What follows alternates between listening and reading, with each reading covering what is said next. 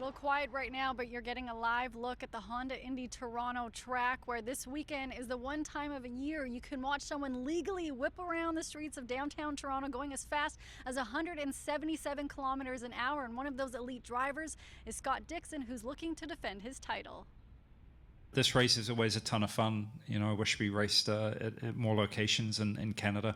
I think the fans here are tremendous as well. But, you know, just the size of the event, the atmosphere here is always a lot of fun, and the track itself is definitely very tricky. Significantly history made. Win number 52. Scott Dixon has tied Mario Andretti for the second most wins in IndyCar history. Well, Dixon is no stranger to success in Toronto. Canadian DeFrancesco, who is competing for just the second time at the event in Toronto, is hoping to become the second Canadian to win the IndyCar race.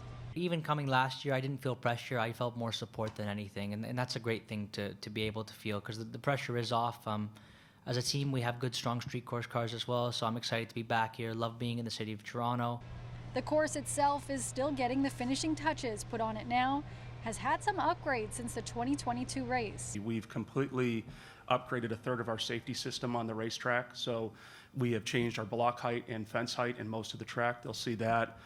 We have repaved from 9 through 11. That's what Scott was talking about. It's going to be a very smooth surface. The IndyCar Series race is one of the big draws for fans, but there are several other events happening over the weekend, which will include Canada's 2023 rising star on the tracks, Matt Clark, who will suit up in the USF 2000. That's my first time racing at home in Canada in over 3 years, and I could not be more excited to do it.